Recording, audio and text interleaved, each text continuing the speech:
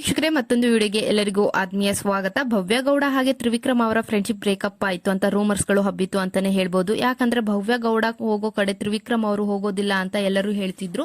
ಹಾಗೆ ಇತ್ತೀಚಿನ ದಿನಗಳಲ್ಲಿ ತ್ರಿವಿಕ್ರಮ್ ಅವರು ಕೂಡ ಬಿಗ್ ಬಾಸ್ ಸೀಸನ್ 11 ಸ್ಪರ್ಧಿಗಳಾದ ಯಾರ ಜೊತೆನೂ ಮೀಟ್ ಆಗಿದ್ದಿಲ್ಲ. ಹಾಗೆ ಅವರ ಕ್ಲೋಸ್ ಫ್ರೆಂಡ್ ಆದ ರಂಜಿತ್ ಅವರ ಎಂಗೇಜ್ಮೆಂಟ್ಗೂ ಬಂದಿದ್ದಿಲ್ಲ. ನಿಮಗೂ ಗೊತ್ತಿರುತ್ತೆ, ಅವರ ಎಂಗೇಜ್ಮೆಂಟ್ಗೆ ಮೋಕ್ಷಿತಾ, ಭವ್ಯ ಗೌಡ, ಶಿಶಿರ್, ಐಶ್ವರ್ಯ, ಅನುಷಾ ಅವರೆಲ್ಲ ಹೋಗಿದ್ರು. ಹಾಗೆ ಭವ್ಯ ಗೌಡ ಅವರ ಬರ್ತ್ಡೇಗೂ ಕೂಡ ಬಂದಿದ್ದಿಲ್ಲ, ಆದ್ರೆ ವಿಡಿಯೋ ಕಾಲ್ ಮಾಡಿ ವಿಶ್ ಮಾಡಿದ್ರು ಅಂತಾನೆ ಹೇಳ್ಬಹುದು.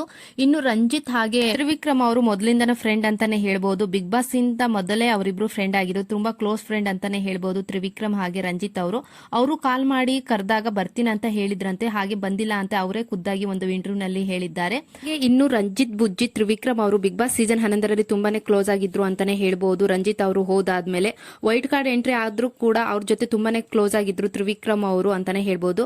ಹಾಗೆ ರಂಜಿತ್ ಅವರು ಖುದ್ದಾಗಿ ಹೇಳಿದ್ದಾರೆ, ತ್ರಿವಿಕ್ರಮ್ ಅವರಿಗೂ ಬರ್ತ್ಡೇ ಪಾರ್ಟಿಗೆ ಇನ್ವೈಟ್ ಮಾಡಿದ್ದೆ, ಬರ್ತೀನಿ ಅಂತ ಕತೆ ಬಿಟ್ರು ಅಂತ ಹೇಳಿದ್ರು, ಬಟ್ ಬಂದಿದ್ದಿಲ್ಲ ಅಂತಾನೆ ಹೇಳ್ಬಹುದು. ರಂಜಿತ್ ಅವರ ಹೆಂಡತಿಯ ಬರ್ತ್ಡೇ ಪಾರ್ಟಿಗೆ ಎಲ್ಲರೂ ಆಲ್ಮೋಸ್ಟ್ ಬಿಗ್ ಬಾಸ್ ಸೀಸನ್ 11 ಸ್ಪರ್ಧಿಗಳು ಅಟೆಂಡ್ ಆಗಿದ್ರು ಅಂತಾನೆ ಹೇಳ್ಬಹುದು. ಅಕ್ಷತಾ ಅವರ ಬರ್ತ್ಡೇ ಪಾರ್ಟಿಗೆ ಭವ್ಯ ಗೌಡ, ಅನುಷಾ, ಶಿಶಿರ್, ಧನರಾಜ್, ಉಗ್ರಂ ಮಂಜು, ಮೋಕ್ಷಿತಾ ಪೈ ಅವರು. ಹಾಗೆ ಮೋಕ್ಷಿತಾ ಭವ್ಯ ಇರೋ ಕಡೆ ತ್ರಿವಿಕ್ರಮ್ ಅವರು ಬರೋದಿಲ್ಲ ಅಂತ ಹೇಳಲಾಗುತ್ತಿತ್ತು. ಹಾಗೆ ಭವ್ಯ ಗೌಡ ತ್ರಿವಿಕ್ರಮ್ ಅವರು ತ್ರಿವ್ಯ ಜೋಡಿ ಅಂತಾನೆ ಫೇಮಸ್ ಆಗಿದ್ರು ಅಂತಾನೆ ಹೇಳ್ಬಹುದು ಬಿಗ್ ಬಾಸ್ ಸೀಸನ್ 11 ಹಾಗೆ ಬಿಗ್ ಬಾಸ್ ಮುಗಿದ ಮೇಲೆ ಮದುವೆ ಆಗ್ತಾರೆ ಭವ್ಯ ಗೌಡ ತ್ರಿವಿಕ್ರಮ್ ಅವರು ಅಂತ ಹಬ್ಬಿತ್ತು ಅಂತಾನೆ ಹೇಳ್ಬಹುದು. ಹಾಗೆ ಅದರ ಬಗ್ಗೆ ಕ್ಲಾರಿಟಿನೂ ಕೊಟ್ಟರು. ಬಿಗ್ ಬಾಸ್ ಇಂದ ಬಂದ ಬಳಿಕ ನಾವಿಬ್ರು ಒಳ್ಳೆ ಸ್ನೇಹಿತರು ಅಷ್ಟೇ ಅಂತ ಹೇಳಿದ್ರು.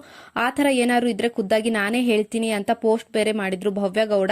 ಇದನ್ನು ನೋಡಿದ ಕೆಲ ಅಭಿಮಾನಿಗಳು ತ್ರಿವಿಕ್ರಮ್ ಹಾಗೆ ಭವ್ಯ ಗೌಡ ಅವರ ಫ್ರೆಂಡ್ಶಿಪ್ ಬ್ರೇಕಪ್ ಆಯ್ತು ಅಂತ ಹೇಳ್ತಿದ್ರು ಅಂತಾನೆ ಹೇಳ್ಬಹುದು.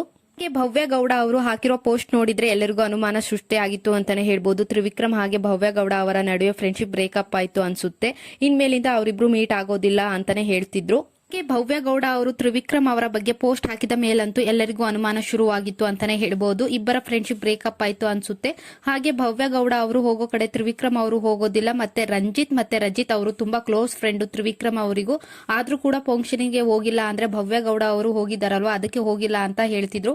ಹಾಗೆ ತ್ರಿವಿಕ್ರಮ್ ಅವರು ಭವ್ಯ ಗೌಡರನ್ನ ಇಗ್ನೋರ್ ಮಾಡ್ತಿದ್ದಾರೆ ಅಂತ ಕೆಲವೊಬ್ರು ಹೇಳಿದ್ರು ಅಂತಾನೆ ಹೇಳ್ಬಹುದು. ಆದ್ರೆ ಇಂದೀಗ ತ್ರಿವಿಕ್ರಮ್ ಅವರ ಬಗ್ಗೆ ರಂಜಿತ್ ಅವರು ಇತ್ತೀಚಿನ ಒಂದು ಇಂಟರ್ವ್ಯೂ ನಲ್ಲಿ ಇದರ ಬಗ್ಗೆ ಮಾತನಾಡಿದ್ದಾರೆ. ಇದನ್ನು ನೋಡಿದಾದ್ಮೇಲೆ ಗೊತ್ತಾಗುತ್ತೆ ಯಾಕೆ ತ್ರಿವಿಕ್ರಮ್ ಅವರು ರಂಜಿತ್ ಅವರ ಎಂಗೇಜ್ಮೆಂಟ್ ಹಾಗೆ ಭವ್ಯ ಗೌಡ ಅವರ ಬರ್ತ್ಡೇಗೆ ಹಾಗೆ ರಜತ್ ಅವರ ವೈಫ್ ಬರ್ತ್ಡೇಗೆ ಯಾಕೆ ಬಂದಿಲ್ಲ ಅಂತ ಗೊತ್ತಾಗುತ್ತೆ ಅಂತಾನೆ ಹೇಳ್ಬಹುದು. ಬಿಗ್ ಬಾಸ್ ಮನೆಯಲ್ಲಿ ಆತ್ಮೀಯ ಸ್ನೇಹಿತರಾಗಿದ್ದ ರಂಜಿತ್ ಹಾಗೆ ತ್ರಿವಿಕ್ರಮ್ ಮನೆಯಿಂದ ಹೊರ ಬಂದಂತೆ ದೂರ ಆದ್ರ ಎನ್ನುವ ಪ್ರಶ್ನೆ ಅಭಿಮಾನಿಗಳಿಗೆ ಮೂಡಿತ್ತು. ಈ ರೀತಿ ಅನುಮಾನಕ್ಕೆ ರಂಜಿತ್ ತೆರೆ ಎಳೆದಿದ್ದು, ಹಾಗೆ ತ್ರಿವಿಕ್ರಮ್ ಅವರು ಅವರ ನಿಶ್ಚಿತಾರ್ಥಕ್ಕೆ ಏನಕ್ಕೆ ಬಂದಿಲ್ಲ ಅಂತ ಅಸಲಿ ಕಾರಣ ಬಿಚ್ಚಿಟ್ಟಿದ್ದಾರೆ ಅಂತಾನೆ ಹೇಳ್ಬಹುದು. ಸಂದರ್ಶನ ಒಂದರಲ್ಲಿ ಮಾತನಾಡಿದ ರಜಿತ್ ಅವರು, ನನ್ನ ನಿಶ್ಚಿತಾರ್ಥಕ್ಕೆ ಬಿಗ್ ಬಾಸ್ ಸೀಸನ್ 11 ಎಲ್ಲಾ ಸ್ಪರ್ಧಿಗಳಿಗೂ ಆಹ್ವಾನ ಕಳಿಸಿದ್ದೆ.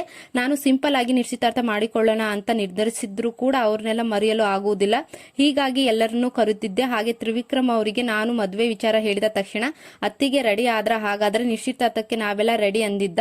ಅವನು ಅವರನ್ನು ನೋಡಲು ಕಾಯುತ್ತಿದ್ದ. ಅವರು ಕೂಡ ನಮ್ಮಿಬ್ಬರನ್ನು ಜೊತೆಯಾಗಿ ನೋಡಲು ಬಯಸಿದ್ದರು, ಅದು ಇನ್ನೂ ಆಗಿಲ್ಲ. ಹಾಗೆ 2 ಸಲ ಭೇಟಿ ಆಗಲು ಪ್ಲಾನ್ ಮಾಡಿದ್ದೆವು, ಅದು ಆಗಲಿಲ್ಲ. ಕೊನೆಗೆ ಎಂಗೇಜ್ಮೆಂಟ್ಗೆ ಬಾ ಎಂದು ಹೇಳಿದೆ, ಅವನು ಕೂಡ ಬಂದೇ ಬರ್ತೀನಿ ಎಂದು ಹೇಳಿದ. ಆದ್ರೆ ಕೊನೆಗೆ ನೋಡಿದ್ರೆ ಅವನಿಗೆ ಹೊಸ ಧಾರಾವಾಹಿಯಲ್ಲಿ ಅವಕಾಶ ಸಿಕ್ಕಿತ್ತು, ಅದರಿಂದ ಅವನು ಶೂಟಿಂಗ್ ನಲ್ಲಿ ಬ್ಯುಸಿ ಆದ್ರಿಂದ ಅವನು ಬಂದಿಲ್ಲ ಅಂತ ಹೇಳಿದ್ದಾರೆ.